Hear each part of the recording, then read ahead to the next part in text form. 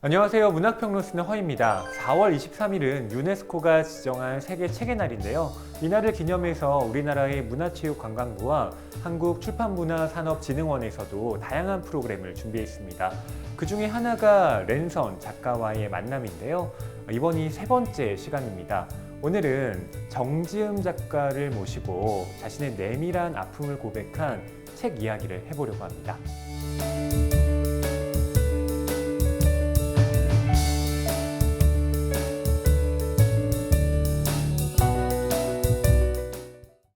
네, 젊은 ADHD의 슬픔을 쓴 정지음 작가님 모시고 이 책에 관련된 이야기 나눠보도록 하겠습니다.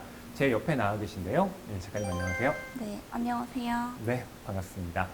작가님께서는 작년에 이 젊은 ADHD의 슬픔을 내시고 네. 또 올해도 신간을 내셨어요. 네. 바쁘게 작품 활동을 하고 계신데 좀 힘들지는 않으세요?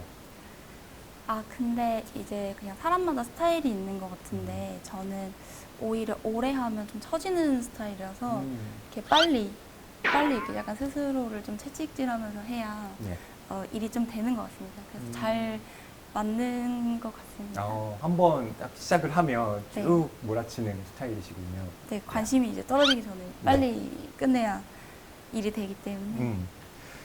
두 번째로 내신 책은 또 우리 모두 가끔은 미칠 때가 있지인데 네. 사실 이 첫 번째 책과 또 연관관계가 있다라고 볼 수가 있는데요. 네. 이 ADHD에 대해서 또 영상을 보시는 분들, 이 ADHD가 많이 이렇게 산만한 아이들? 내 네. 이미지를 먼저 떠올리실 것 같아요. 그런데 맞습니다. 이 ADHD가 도대체 뭐지? 라고 궁금해 하실 것 같은데 작가님께서 조금 말씀해 주실 수 있을까요? 네. 그러니까 저도 제가 이제 ADHD라는 생각을 잘 못했던 이유는 이제 말씀하셨던 대로 ADHD라는 단어를 들었을 때 가장 먼저 생각나는 이미지가 식당에서 뛰어다니는 아이들, 뭐 수업을 잘 못 받는 아이들, 이렇게 아이들에게 좀 국한된 면이 있기 때문이라고 생각해요. 그래서 저도 오랜 시간 몰랐는데 사실 성인 ADHD 같은 경우는 이제 그렇게 아동 ADHD가 적절한 조치를 받지 못하고 자랐을 때 된다고 하더라고요. 그래서 저도 이제 아마도 아동 ADHD였을 것이고, 그래서 이제 그대로 커서 성인 ADHD가 된 건데, 성인기의 ADHD는 그 과잉 행동은 좀 줄어들고, 약간 그 과잉 행동이 내부로 가는 경우가 많아서, 네. 이제 머릿속이 엄청 바빠서 약간 외부와 좀 마찰이 생기는 그런 식의 사소한 증상들이 많아요. 그래서 성인 ADHD 같은 경우는 100명의 ADHD가 있으면 100가지의 ADHD가 있다고 할 정도로 개인마다 증상이 되게 다양해서 지금 이렇게 짧게 뭐라고 하기는 좀 힘들지만 그냥 정말 아마 본인만은 아는 주의 산만 그런 게 이제 계속 이어지는 네. 질환이라고 할 수 있습니다. 저도 ADHD를 찾아봤더니 주의력 결핍 과다 행동 장애라고 네. 번역이 되어 있더라고요. 네. 그래서 내용을 들어보니 뭔가 집중하기가 좀 어렵고 네. 그 행동에 있어서도 어떤 때는 굉장히 좀 소극적으로 변하고 어떤 때는 좀 지나치다 싶을 정도로 네네네. 그런 행동을 보이는 그러한 현상을 이야기하는구나 싶었는데 작가님께서 사실 이 ADHD라고 하는 네. 정확한 이 진단을 받기까지의 과정이 또 쉽지만은 않았을 것 같아요. 네, 그러니까 가장 어려웠던 거는 그 ADHD라는 개념을 몰랐기 때문에 내가 그 안에 속할 수도 있다는 그 생각을 아예 못하고 살았던 거. 그래서 그냥 정말 그 사는 동안 계속 그냥 배짜, 그냥 이상한 사람 그렇게 식으로 계속 약간 어떻게 보면 약간 외톨이 같은 느낌을 계속 받으면서 살다가 이제 저 같은 경우는 약간 어떤 엄청 큰 일이 있었다기보다는 그냥 그 물에 이제 컵에 물이 마침내 그 한 방울로 넘치듯이 정신과를 찾게 된 것 같습니다. 예. 그러니까 문제가 있다. 문제가 없을 순 없다. 그래서 이제 갔다가 병명을 찾게 된 그런 경우입니다. 네. 또 그렇게 병원에 가신 용기도 내셨고 그걸 네. 받아들이셨지만 이걸 또 글로 써서 다른 사람들에게 또 알린다라고 하는 것 자체도 또 다른 의미의 엄청난 또 용기가 필요하지 않았을까 싶은데요.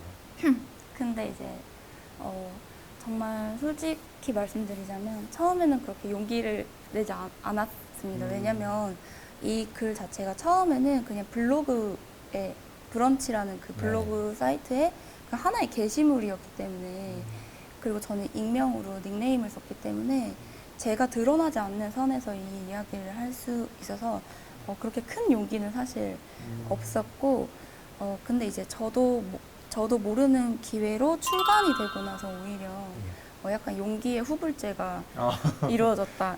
그러니까 출간이 결정되고 나서 오히려 나중에 근데 이래도 괜찮을까 하는 생각이 이제 잠시 들기도 했죠. 근데 지금은 좀 감사하게 생각하고 있는데, 제가 만약 처음부터 그렇게 큰 뜻이나 큰 목표를 갖고 임했다면 아마 되게 많은 길을 돌아가야 했을 것 같아요. 근데 상황이 저를 끌어줬기 때문에 제가 처음에 지불하는 그 용기가 별로 없어도 프로젝트는 갔다. 네, 그래서 그거는 운명에 아주 감사하게 생각하고 있습니다. 네, 책을 출간한 이후에 주변에서 여러 또 피드백이 있을 것 같았는데요. 또 작가님께서 인상 깊게 남은 피드백 뭐가 있었을까요? 이제 제가 ADHD 고백했을 때 사람들이 다 각각의 반응을 주셨지만 원래 남의 말을 잘 안 들어서 지금은 그렇게 기억나는 게 딱히 없어요. 예. 사실 작가가 또 가져야 되는 덕목 중에 하나가 그런 뚜렷한 주관, 소신이기도 하니까요. 이제 속이 너무 시끄럽다 보니까 다른 사람 목소리가 끼어들 그 자리가 조금 좁은 것 같다는 생각이 듭니다. 그래서 이 책의 한 챕터의 제목도 너무 시끄러운 고독이라는 챕터 제목이 있더라고요. 그러니까 속이 너무 시끄러우니까 겉으로 볼 땐 약간 사람이 멍해지는 그런 순간이 있죠.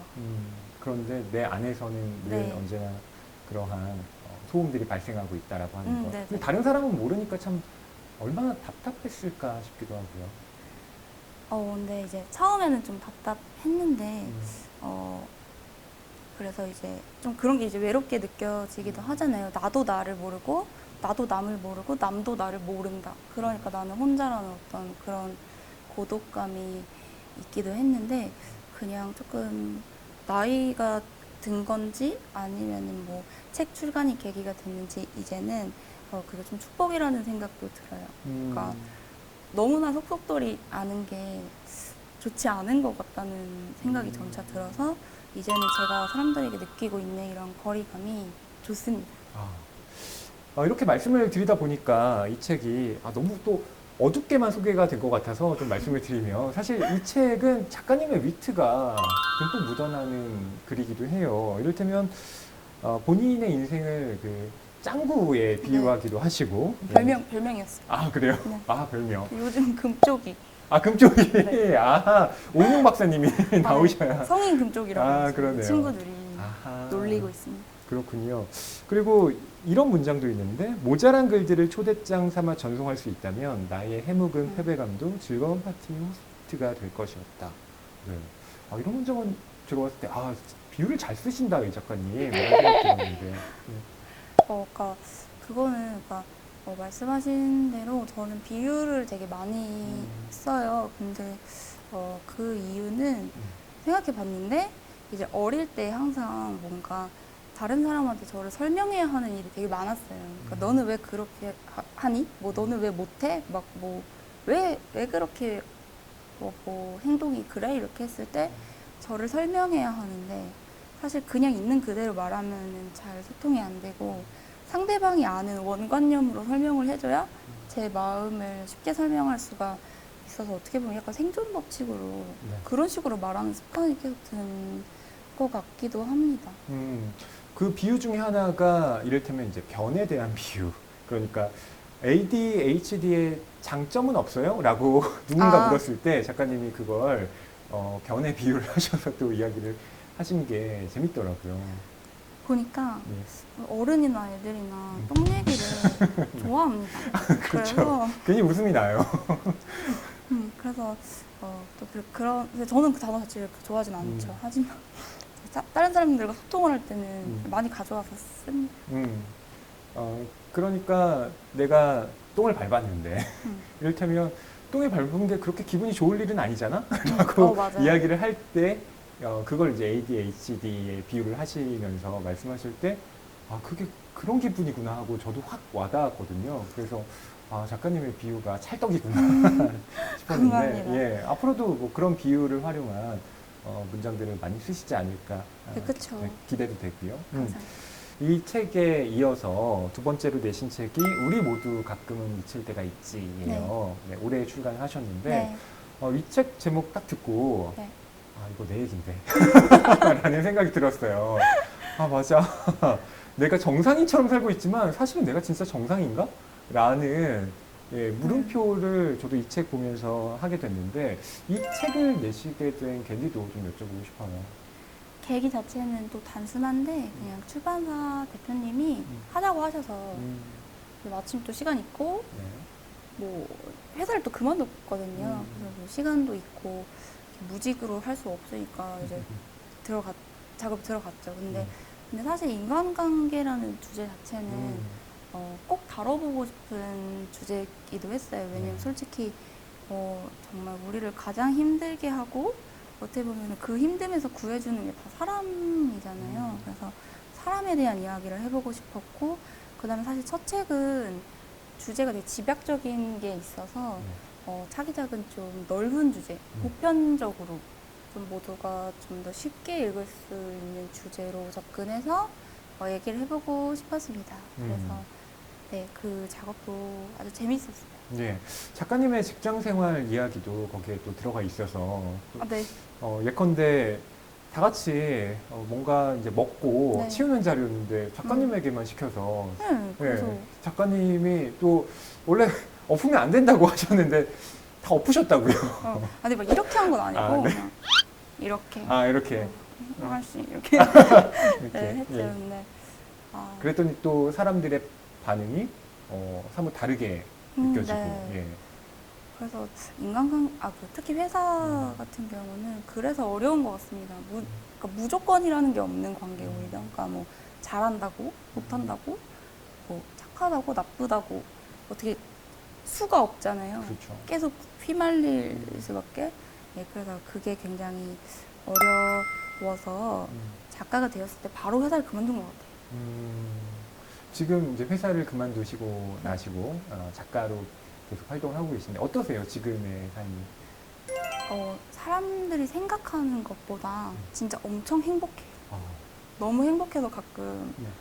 가슴이 막 떨릴 때도 있습니다. 아. 그 평일 낮에 일어나서 네.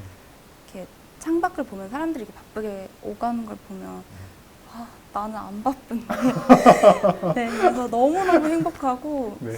그다음에 사실 이제 근데 이제 가장 큰 차이는 수입이겠죠. 그렇겠죠. 그 수입이 오락가락 하잖아요. 근데 그게 굉장히 힘들 줄 알았는데 웬걸? 통장에 돈이 없어도 너무 행복한 거예요. 그래서, 네. 그래서 친구들한테도 다 회사 그만두라고 하고 다니는데 아직 이렇게 잘 꼬셔진 친구는 없네요. 아, 그렇군요. 네. 네. 통장에 돈이 적어지더라도 네. 행복할 수 있다라고 하는 작가님의 전도가 또 어떻게 친구들에게 전파될지. 그 돈 통장이랑 행복 통장이 달라요. 그래서 보통은 다 비례한다고 생각하는데. 저는 행복한 거지 스타일입니다. 그래서 그렇군요. 네, 너무 좋아요. 막 5만 원밖에 없어도 너무 행복해요. 안 먹고 뭐 안 하면 되니까.